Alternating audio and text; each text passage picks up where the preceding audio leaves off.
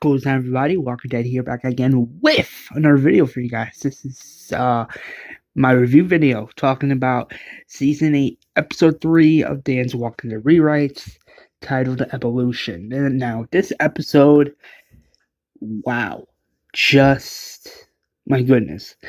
Like, a lot happened in this episode. Let's get into it as I'm reviewing. So let's start with the positives first, because the negatives, I will get into that in just a second. The positives first, because the positives, in my opinion, is what made this episode so good. The positives being, I really liked the characters in this episode. Like, something about the characters this episode, just like, wow. Like, oh my goodness. Like, Carl in this episode, really good. Whenever I see Carl in the Walking Dead rewrites, I just get this nice, awesome reflection of how, like, you know, I'm like, this is what should have been in the Walking Dead seasons 8 and 9, where Carl, you know, lives and goes to the Whisper story arc, and I actually liked that because I'm like, yes, this is what should have been in The Walking Dead Season 9, where Carl is doing blacksmithing and all this other stuff. And we never got to see it on the show, but I'm just glad in the rewrites that we got that. And in this episode, Carl was just amazing. I'm like, wow. The way he stood up for himself and to those bullies and defended it, not only himself, but for Enid, that was just, like, brave. Like, if his dad was there, he would, I don't know if he would be a little terrified, but I mean, I think he would be proud in somewhat, like, in a way, because he like, you know, defended himself and his friend. So, of course, I can see why Perk would be a little happy if it was in that scene. But the scene in this episode was just, wow. Enid was another really good character in this episode. Even though she was there only a little bit, I am looking forward to see what Dan has in store for this character in the second half of his rewrites and beyond, because I just want to see more of these two characters together. I feel, in my opinion, Carl and Enid are better, like, you know, are like a better duo than Carl and Lydia, in my opinion. But I mean, we'll see what happens next, because my goodness, this episode. And yeah, it's definitely a positive for sure. And another positive I have with this episode, the opening sequence was actually pretty decent. That scene where Daryl and Rick and everybody else are looking at the horde, and it's going into the, like, you know, the opposite direction. That was pretty interesting, and I actually liked that part, because I felt like I was watching this rebooted version of the show, but only this time Rick's still around. But the opening scene was good. The way that Whisper just turned around to the camera, my goodness, like, what? My goodness, that gave me a little bit of goosebumps, I'm not gonna lie. Daryl just throwing the thing, and he's like, what the heck is going on? As he notes, the horde is not going in the direction it's supposed to be going. So his reaction was just like, what? And I liked it because, you know, it was a nice call back to the show, and it really shows that this new threat is already here, and it's like, holy smokes, in a way. A plot twist in this episode is definitely positive for sure, and I'll get into that right now. It's just, like, the plot twist they put in this episode where we think it's gonna be Jesus. No, it's Aaron. Like Aaron is the one that gets Jesus' TV show death, and I agree with that because, well, in a weird way, I guess you could argue Aaron's story was coming to an end. So they needed this first major death and this big what the heck just happened moment.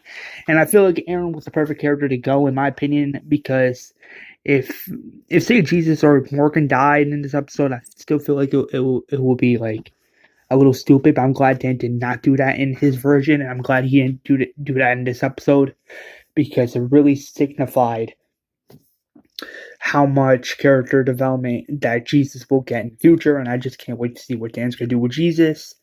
And I cannot wait. I just can't wait. I can't wait to see what he's gonna do with Enid. I can't wait to see what he's gonna do with Jesus and Rick. Carl. I just can't wait. And I mean that because I'm like, why didn't the show do this? I'm like with no due respect, I'm like, why didn't the show do these types of things? But the point being, I'm just glad we're getting that in Dan's version because, in my opinion, Dan's version is really good. Other than the minor negatives, which I'll get into that right now, I am going to be talking a little bit about the negatives because even though it's just again it's a minor thing, but I just wanted to address it really quick. One of the negatives I have in this episode, and I'm sorry, but I have to point this out, Maggie. After Carl beats Gage and those other two idiots, like bullies to death with his shovel, I'm like, it was a pretty badass moment, and I agree with that because Carl did the right thing because he defended himself and his friend. But with Maggie seemed pissed off, and that honestly pissed me off because she didn't even ask Carl or Enid if they were okay, and that's a red flag. That's a big red flag. I'm sorry, but I have to point that out.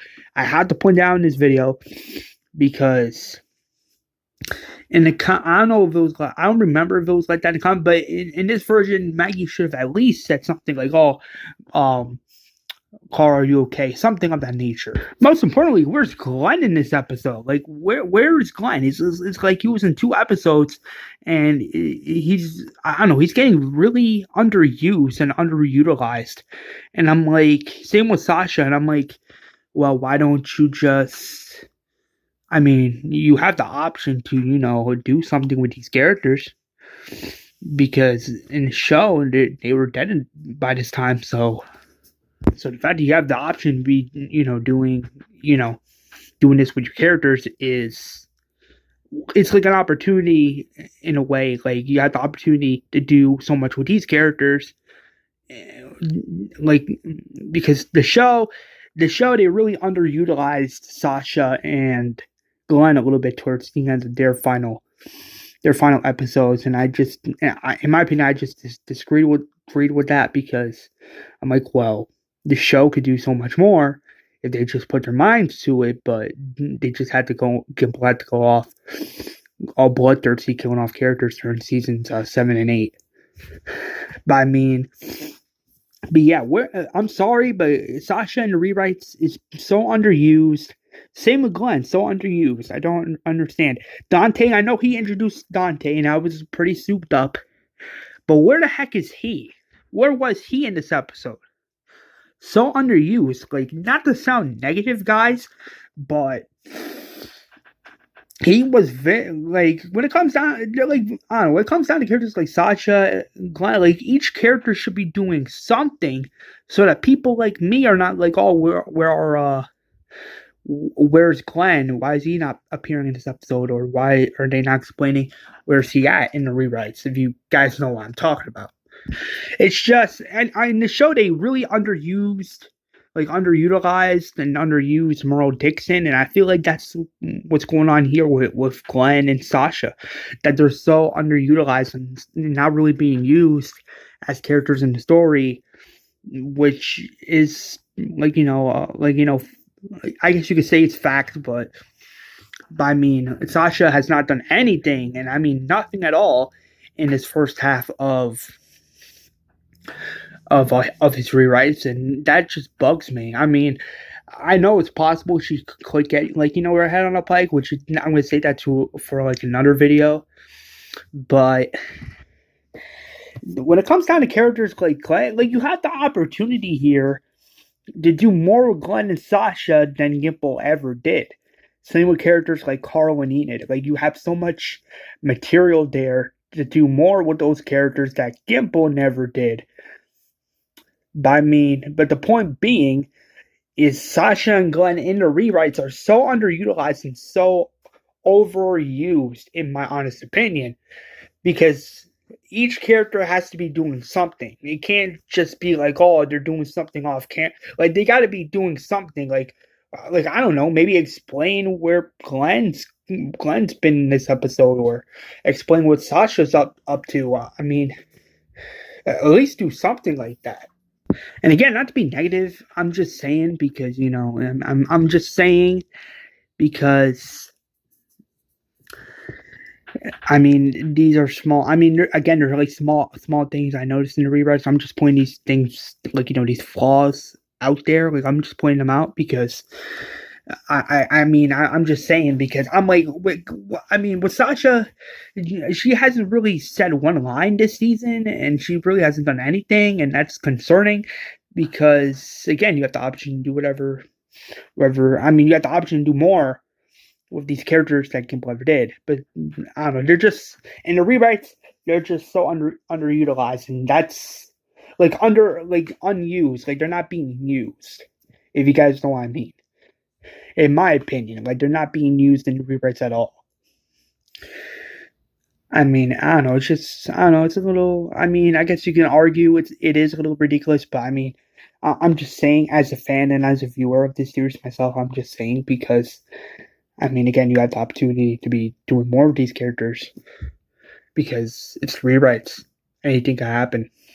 And I am gonna point this negative out. I'm gonna point this out really quick. I know it's a negative. I know it's like a minor flaw. I just wanted to point this out because everybody has like their flaws while writing an episode or first half of the season. Of course, that's known. But damn, in my honest opinion, and please don't take this the wrong way. Don't take this the wrong way. I feel like you're writing the first half.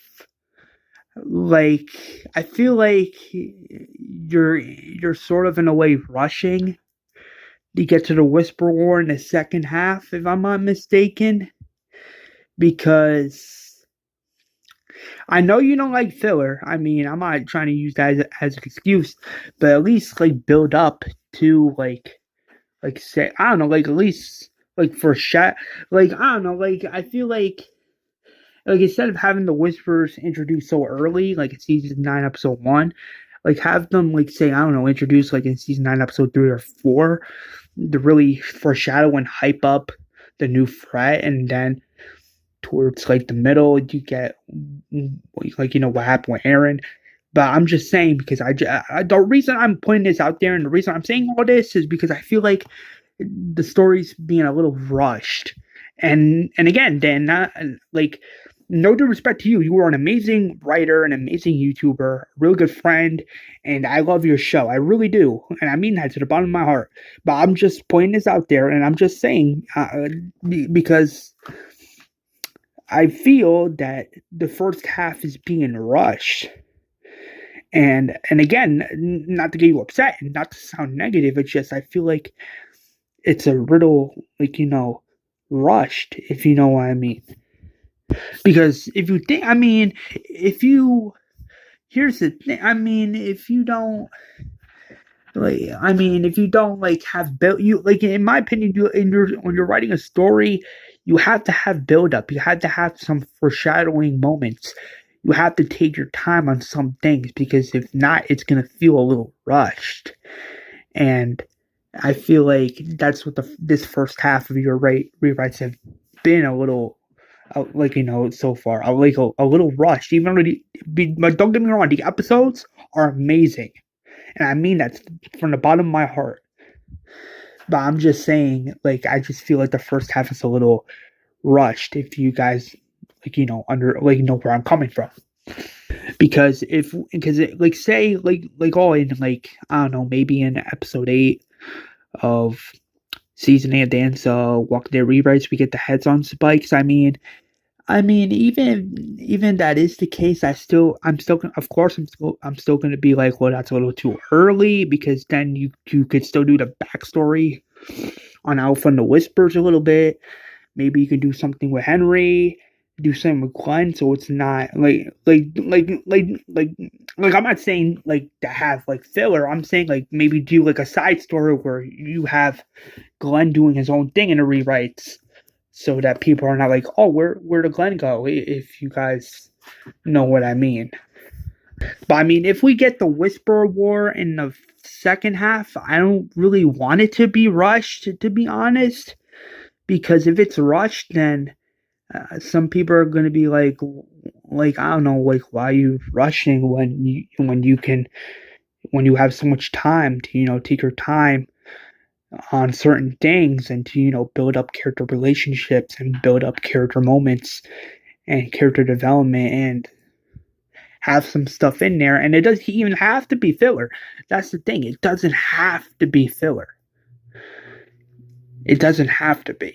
And again, not to get anybody upset here, I'm just saying because I'm just saying, as a writer myself, it's like you have sometimes in the story you have to have some character development, and sometimes you have to have some moments in your story because if not, then the story itself is going to feel a little rushed. And sometimes I'm just saying because, and it goes for anybody writing their own story. It's just sometimes when you're writing a story, sometimes you just have to take your time because you don't want to rush.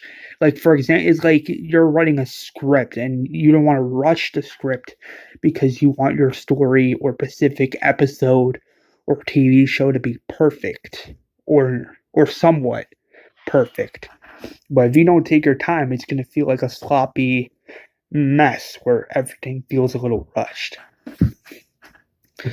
But anyway, that's all I have to say about that. I just wanted to point that out there. I just wanted to let you know the stand so there's no, our feelings, our miscommunications.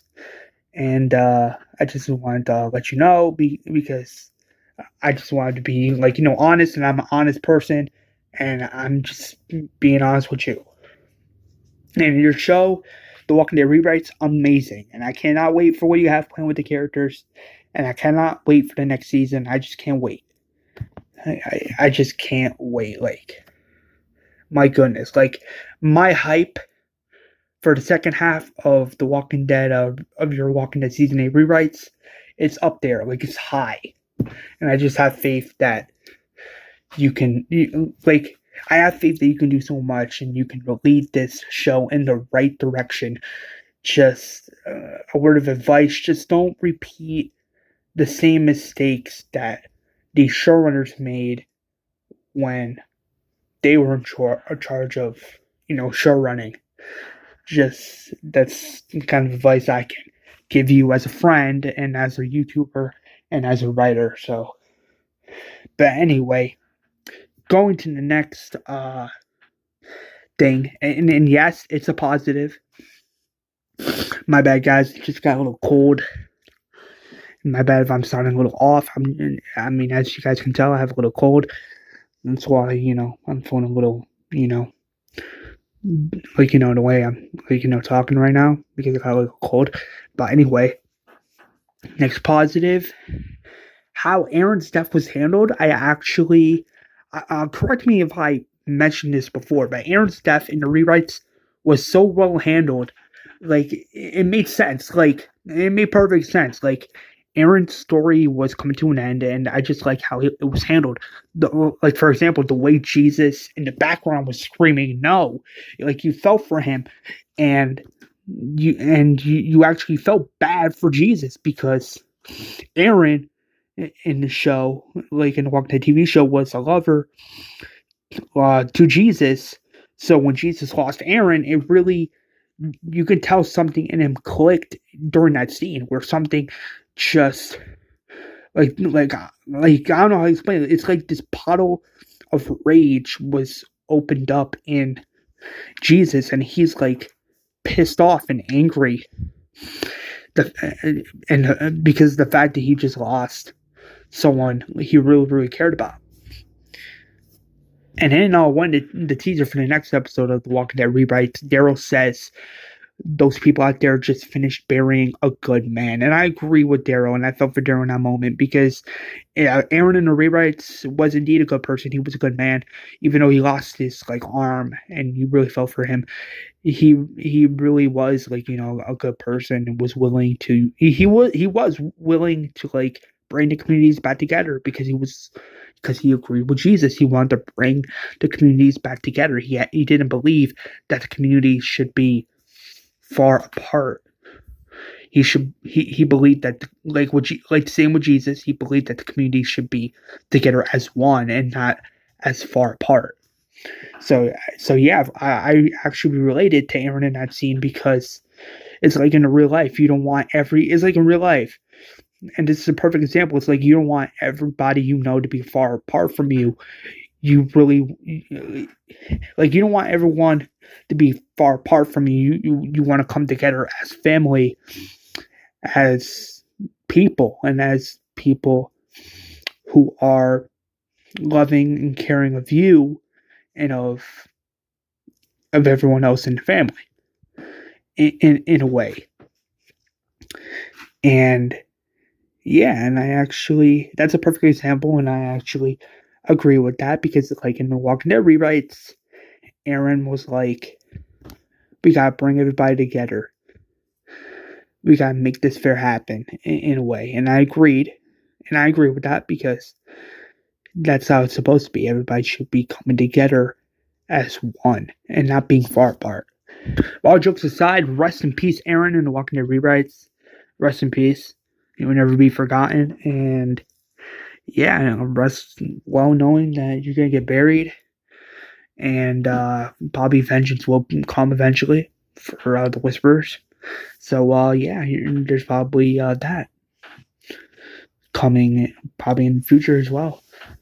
But if I was to rate this episode, I'm gonna, you know what? Yeah, I'm gonna rate season 8, episode 3 of Dan's Walking Dead rewrites a 9 out of 10. Really good episode.